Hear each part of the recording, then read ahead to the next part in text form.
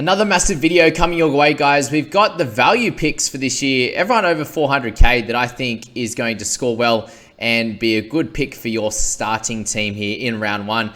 Those guys there are blacked out, my most important guys, but on the left here are the guys that are priced somewhere in the 40s at the moment, and I see them having some value. A few of these guys get into the 50 marks, but most of them are in that 40s and below there in the high 30s, who also have some value. So we're going to kick it off up top, and I've got Hastings there at a 53. This is someone who I think has plenty of value, but there's definitely some risk involved with someone like Jacko. With how the Knights are currently set up, this week is going to be really important based on their trial as to how he's going to play, how their team's going to be set up.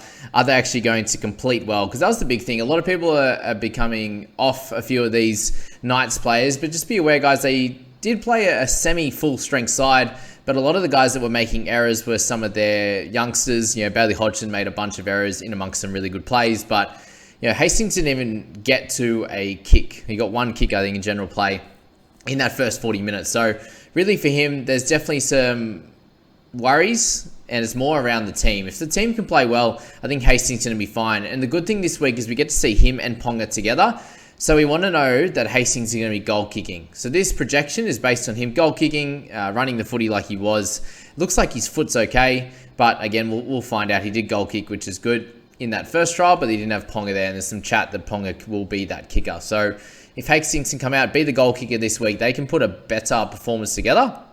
I think he's going to be a great selection. So I have him at 53, and that's a +8 on his price point, and is why a lot of people are interested in him, including myself. But yeah, it'll be interesting to see how team lists shake up. We did see this week on Tuesday our first sort of real team list, and it's going to be pretty well close to these team lists come round one, unless there's a few guys that they're holding back. There's guys like Luke Keary who got a cop to knock last week, and he is going to be held back until round one. So a few guys like that, but the majority of these guys are going to be lining up exactly as they are, a lot of these teams, and you know, really you want to see how they all play in this week's trial and the type of role that they're going to get, because most of these teams are well set up now, ready for round one. If a guy's not getting a lot of ball, then that could be a little bit of a worry. If his missed tackle rate's high and stuff like that, if you're not really, you know, if they're not a guy that you're sure of already coming into the season, then that's something to think about as well.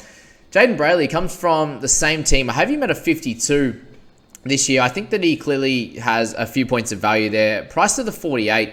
And, you know, that last 5 games last year was averaging in the 60s. So there's definitely some value in him.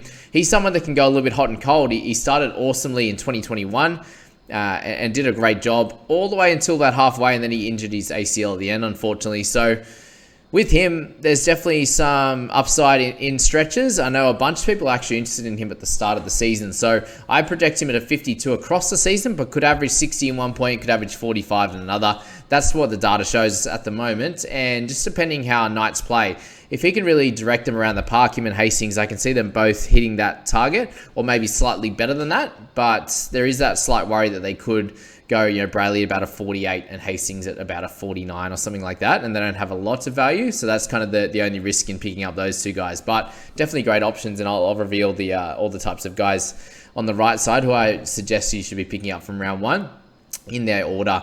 So we've got Nat Butcher coming in next. If he is getting that starting spot again, we haven't heard a lot from Angus and where he's at the moment, but he is not playing in the trial. So at the moment, Nat and Egan are going to be pretty solid options at this point. I have Nat priced at a 52, or average at a 52 throughout the season, and that gives him +4 there, and he's got the dual position. So plenty of good things to hear with him. But the thing is with both Nat and Egan is we're not exactly sure how many weeks they're going to get. How long is Angus going to be out for? We don't know at this point.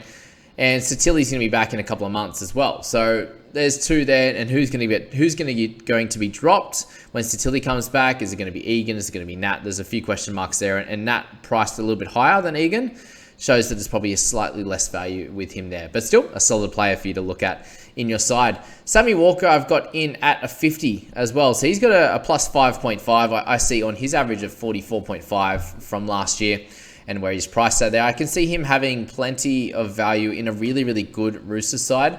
On that right side there, he will be the controller. There's a little bit of stress on Keary and copying that knock as well. So Walker's just going to have to do that much more if we ever see, Keary missing out on time there. Walker averaged over 50 for that last bunch of games. At 7, I think the Roosters are going to be great, if not better than last year. So 50 for him seems solid. But the main worry and why you might not pick Walker is obviously the bye. But then the fact that averaging 50, he's not going to be getting keeper level scores. He's still going to be in that sort of bottom half of the top 10 in terms of halves. And yeah, is 5 points enough value for you? It might not be. Adam Elliott. So just found out from NRL Physio that he did officially get the groin surgery in January. So he's still recovering from that. And that's why he's on the bench this week. So just be aware, guys, that he may not be at his tackle busting, offloading best, big minute best to start round 1. He could be worked into this, maybe a 50-minute role. And if he gets 50 at this point, price of 42.5, he'll still probably make a tiny bit of money. But I still think it's a bit of a risk if you're picking up a mid-ranger at 600k. It's a lot of money, right? Is he going to be able to perform exactly how we want? And it's very rare that you want to bring in a guy that is carrying a bit of an injury into your round 1 selected team. So Adam Elliott at the moment is currently out of my side. He's moved on, but he's someone that I'm definitely interested in. And look, if he comes out in this trial and does really well, plays big minutes and seems fine, then you could still look to pick him in round 1. If not, maybe around 2 or 3 or 4, if you've got injury to one of your guns or something like that, he could be a guy to trade to, or one of those 550k mid-ranges, something like that. Reed Marnie at 50 definitely has some value there with the +4. I'm just not sure how much, to be honest with you, moving to the Dogs. He did look pretty good in the trial, but that's that. Guys, that private group is there ready to be joined. They're going to be announcing all the prizes, considering we're so close to first team list, guys. You want to be in that private group before the season starts, because if you aren't, you won't be eligible for the big prizes that we have for our very small private group league. So you're going to have a very high chance of winning a lot of money if you're able to join that group and join the prizes group or the ultimate package there. If you'd like to join the $30 one as well, that would be awesome. I'd really appreciate that. But yeah, getting close to the season, guys, get your ducks in a row and get in there and have that big chance of some cash and big prizes across the whole season, not just the end. It's going to be prizes across the whole way. So thank you again. Egan Butcher, he comes in at 50 for me. Just a bit of an unknown role. We know what he can do on an edge, but how's it going to work for him across the season? Is he going to be only getting 3 rounds and then Crichton comes back in round 5? Or there's a few different things there. And then there's a little bit of mail as well that Egan Butcher may have been ahead of Nat anyway. So at worst with Egan, you're going to see him on the bench playing some good middle minutes anyway, considering they don't have a lot of those guys. It just depends how Lodge ends up getting into that side and playing as well. But Egan, if we get him on the edge, I see him averaging 50 and +11 in price there, which is going to be great. There's not many guys that I think can do that, and he's one of those guys. So I definitely think is a great option in your side. If he fits, obviously at 569 or 570k there, he is fairly highly priced there for a mid-range type of guy who we're not exactly sure on. But if he can get everything in his way, I think he's going to average about the 50 mark. And he'll have games with 70 with his scores to try, and he'll have games with that sort of low 40s. But he has a nice PPM there. Teague Wilton, from everything that we've seen so far, it looks like he's going to get that edge spot. So if he can get around 70 minutes plus that 80 there, I think he can average 49 is my call. On the safe side, he could average a little bit higher, could be a little bit lower, but 10.5 points of value at 49.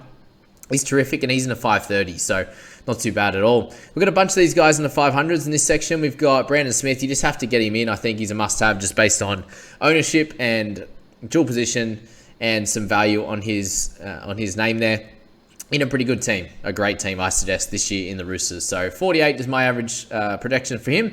Aaron Clark, there's a few things to think about. He's off the bench this week, which is a little bit weird. So just have a look at him in the trials, guys, and you should be able to see what type of role he's going to be playing. Hopefully he's going to get the 13, and if he does, that's great signs for everyone who's looking to pick him up. I see him having 6.5 points of value. Is that enough when he's not a keeper? Bit of a no in my thoughts there, but if you are to pick him up, I don't think that's an issue either. Hosking there at 48, so I think he's going to have a great season if he gets the role. It looks like he's fighting, it's him and Garner fighting between it, but pending role, he can average 48. If he doesn't get it and he's on the bench, avoid him at the start of the season. TPJ, 47, looks like he's going to be clearly in the front row. How he's going to be used and the consistency that we're going to get from him is the big question mark. So last year, there were a bunch of games where he had low minutes, for example, and that is why he averaged the 41.5. I can see this year with just a reduction in those low-minute games, so less games under 30 minutes, more in the 45 to 50 range. I can see him being pretty close to a point a minute and having some games there where he's really low in the high 20s in terms of points, and then games where he gets 65 to 70. He looks like a world beater, but just that up-and-down nature is an avoid for me. But TPJ, if you go for him, I can see a little bit of value for sure. Barnett, I can see him playing a similar role to how he's played at the Knights. Edge, middle, a bit of everything there. So 47 for me. With him, +4, I think is solid. And yeah, is it enough to be in your team? No. At the start of the off-season, I was thinking he could get big minutes on that edge, but it looks like they've got a few different players like that. They've got Niokore, who looks like he's going to be on the edge. It's been said that he will be there. You've got guys like Josh Curran. They're playing Jackson Ford there as well. So I'd see some big mix between a little bit of edge and mainly middle. And we know that he doesn't score as well. He's been named to start at prop this week. So yeah, I just don't see the value there. He's much better on the edge, but 47 is the thoughts there. Horsburgh, I still think that he can get close to 50 minutes, and a 46 for him, just under 1 ppm. Should be pretty comfortable for him. Gives him about 5 points of value, and that's about all on that one. Just wait around, guys. We're going to be going through the right side first. Obviously, all the ones I have in order is the best picks of the season, so stick around for that. Thanks for being here so far. Subscribe if you are new. Thank you for being here. All right, so we move down to a bunch of the centers now, guys. So we have guys like Val Holmes at 45. We have Campbell Graham at 45, and I think Isaac Tungo is going to be around that 45 as well. So he'll have just a tiny bit of value. Holmes has the best start to the season and doesn't have a bye all the way until, he plays Origin. Graham also doesn't have a bye all the way through Tungo. He comes in at 17th, just the third best out of these three because of the fact that they have a bye in round 3. So I think all of them at 45 is going to get you in that top 5 for the centers this year. And I think those 3 guys are clearly going to be some of the top, along with Joey Manu there, who I popped in the guns video. If you didn't see the guns video, guys, check that one out. All the must-have guns to start the season with, I think, is in that one, which is great. We got Gilbert at 45. 5 points of value I see for him, just in an unknown role. We're not sure how he's going to be. If he gets 55 minutes, 45 seems pretty comfortable. He hasn't played a lot through the middle. Is he going to be a distributor? Is he going to be a bit more of a run first forward? We will find out a little bit more in this week's trial as well when they have close to their full team available. Daniel Saifidi, there's a fair bit of news out on him that he himself even came into the preseason last year. He said he was very much underdone. He rested on his laurels a bit. He obviously had a great couple of years making Origin and stuff like that. And last year he came in overdone, a little bit overweight, and he just never was able to recover across the entirety of the season. So Saifidi at 44, I think gives him, +6. And just again, that awkward price. Is 6 points enough when you have guys like Garner, Wilton, Egan Butcher, these types of players who I think can score better and make more cash there. You have a bit more points of value there. And someone like Saifidi, who does have the later buy in round 10, which I think by that point you'd be moving him on. Is that more important to you than having an earlier buy? That is the question you've got to ask yourself. But I think he's going to be solid. I wouldn't steer you away from Daniel Saifidi at all. Luke Garner, the 44. With him, a 10.5 points increase just needs to be put in your side if he does get the role. Him or Hosking, either way, you get them in your side. I don't think Garner will score as well as Hosking, just on previous form. He's a little bit older. He's been a bench guy in an average side in the Tigers recently, so that's that.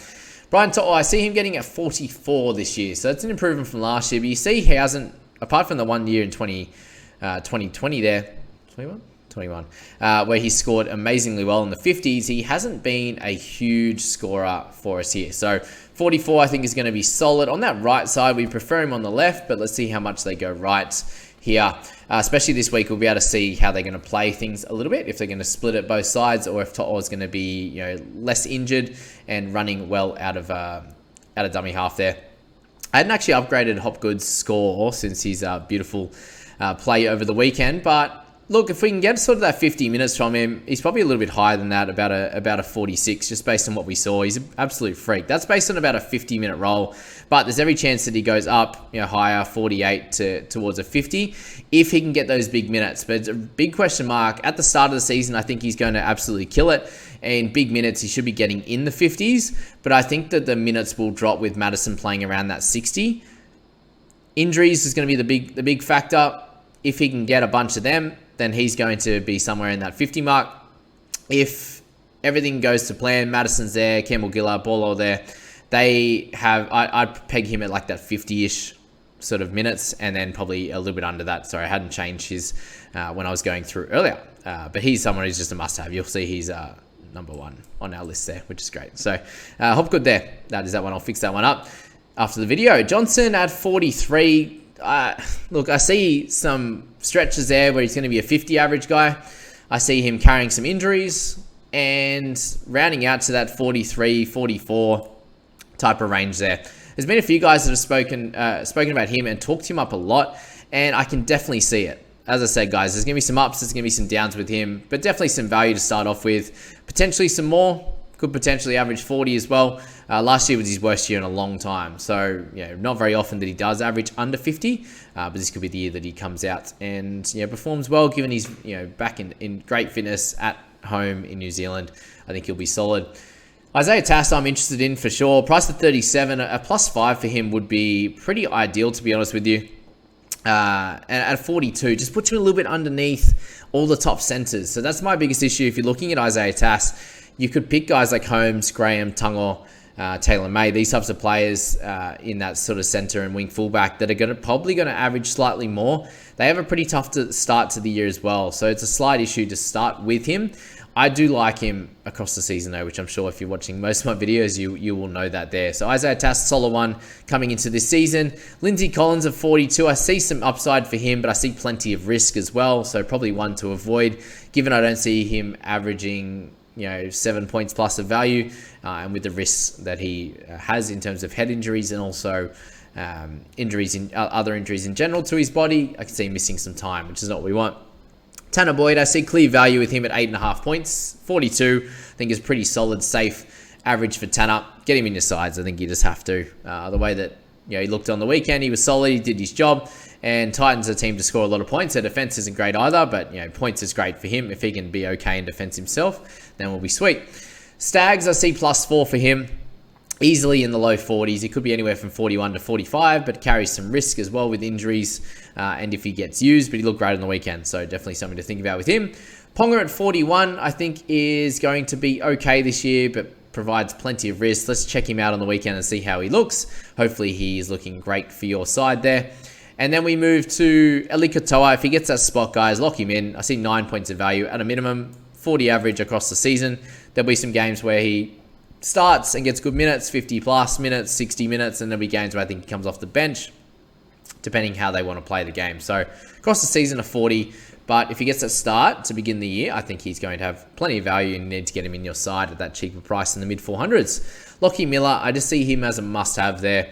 Yes, he hasn't been with the team much, but he's that guy, that individual type of runner of the footy that can get you 30 points just in runs and tackle breaks, and the rest is gravy. So he's priced at 30. I see 35 to 40 very easily, so it's 5 to 10 points of value in a really tough position. He's not very expensive, so a 40 would be great. He has scored in the 50s in his time with the Sharks, so Knights do need to play well enough for him to do well, but I can't see him having a ridiculous amount of try assists and stuff like that. So really, run meters, tackle breaks, the odd offload, and some tries himself would do just fine to get that 40 average. Reece Walshy there, the 40 for him. I see he had an incredible game the other day with the eye injury. Just has him, maybe as a slow starter, having 3 weeks off there. May not be playing in round 1 either, so just be aware of that, guys. But Walshy, 40 to 43, I can see for him. If he can take that next step, if Broncos do really well, then that could be great. But until I see it, I won't believe it until I see it with Walshy. He needs to play better in a better side. Niokore, I think, is going to be solid, but only a couple of points of value. How many minutes he's going to play, I'm not exactly sure. It sounds like they're going to be decent, but, big minutes on the edge for him. I can see a PPM dropping, somewhere around that 0.55 to 0.6 at best. If he can get sort of 70 minutes there, would get him about a 39, which would be solid there. Ryan Sutton, big question marks on him, how many minutes he's going to play. So if he gets decent minutes, somewhere close to that 50 mark, then he's going to be a +5 player for a 39 average. Suali'i there, 39 for him. I can see, if he shows big strides, then that could be great. You want to have a look at that in this week's trial and see how they all play together. And if he looks great in the centers, then maybe we can bump him up into a low 40s, similar to what we had with Isaiah Tass for sure there. So he's a solid one there. Sad face for Savage. He's been injured, so I had him at a 39. But yeah, don't pop him in your side, guys. Looks like he's going to be out for a good stretch of time. Maybe the first 2 months, 7, 8, 9 weeks there. Penasenia, 39. I see a +1 for him. Eels, right side. Probably not as good as last year. He will improve, but how much he can get on that average there that he's priced at, I'm not exactly sure. Schuster, I see probably 4.5 points of value if he comes back well and fit, which is solid. But yeah, not worth it at that price, I don't think. And then Lockie Elliott, I can see him hitting about a 37 across the year. Whether that's from the start or not, you could probably do a 30 from the start, which is what he's priced at, given they're up against some strong outfits there. But really, with Lockie, some may find this very strange. TK had him in his team at that earlier part in the season where he popped out that video. Check out that video, guys. It's very informative. But I can see him across the season hitting, sort of low 30s at the start, late 30s. To 40s in the middle part of the year and beyond as the Bunnies go really well. I'm super excited about the Bunnies' fortunes this year. I have them sitting at number 4 overall in that ladder and, plenty of chances to do super well across the season there. Okay, let's open up these value picks from round 1, guys. We have Jermaine Hopgood, number 1. Doesn't have a bye at all in that first 13 rounds. They have a bye in 14, so he's someone that could absolutely brain it at the start of the year. Is a must-have anyway. Everyone's going to have him, so it doesn't matter how he goes, to be honest with you. Him and Brandon Smith, I think you just have to have both of them. But I haven't got him as like the best value. I think Hopgood's going to be great. Whoever gets the spot out of Garner and Hosking, they do have to buy in round 3, which is what that means, guys. A little bit of a worry with that, but really either one of them is going to average well in a good side. I think Lockie Miller just needs to be in your wing fullback, so I don't see any reason why you shouldn't have him unless you're going a lot cheaper. If you're going a little bit higher than that, I just think there's not as much value on offer as what Miller has. Teague Wilton, if he gets to 70 plus minutes, he's just should be in everyone's team. I think personally at about 10, 11 points of value. Tanner Boyd, again, probably not as much value as Wilton does or some of the others, but I just think that he, with that dual position, has that spot to hit for him at the moment, and I can see him doing a great job in that Titan side, who score a lot of points, and he's a great goal kicker, which is awesome. Elliott Katoa should be in most people's sides. I think if he gets the spot, we've seen what he's been able to do in a lesser side with the Warriors and with the Storm will be great. Hastings there, I dropped him a little bit lower after this weekend, just for the fact we need to see a few things change with the Knights. So keep a keen eye on that game there. We've got Brandon Smith, Egan Butcher next. I think he's going to be important, but just a little bit more expensive than a guy like Katoa there. Wilton, these types of players, and has that early buy as well. So could stunt a little bit of growth in the unknowns. Walker, I think, is going to be a solid one. You can get close to that 50 mark with him. Maybe a little bit more, maybe a little bit less. Jaden Braley, again, over that 50 mark. He's going to be solid. No buys in that first section, which is pretty important. But I would go to Robson over Braley. Nat Butcher, I think, is going to be solid. Elliott, we drop him down a little bit after the injury, the recovery from that surgery. Saifidi, Val Holmes, not as important to start with, because I think there's other positions that you can try to kind of plug at that gun, and centers a little bit up and down. Obviously, most up and down compared to even fullbacks. They're very up and down, which a lot of time we don't start with a gun. Teddy is probably the only guy I'd look to down there to start with, but Holmes I'm very interested in for sure. Lockie Elliott comes in. The last on that list, which is still only a short list of 15 number of 15 players, and I think he could do a good job at that cheaper price. But again, if you've got multiple players that you're looking at in that mid value position, there's probably other guys first, but he's that little bit cheaper. And then we obviously will speak about guys like Stefano Utokamanu, Trent Lioro, these types of guys that are just under 400k. They will be in the next video, guys. So if you're thinking about that or asking in the comments, that's where they're going to be. And all the cash cows, going to be a massive cash cow video. And then we're going to put in, after team lists and stuff, there's going to be a big sort of player Bible. We'll get everything out there. I hope you enjoyed that one. See you later.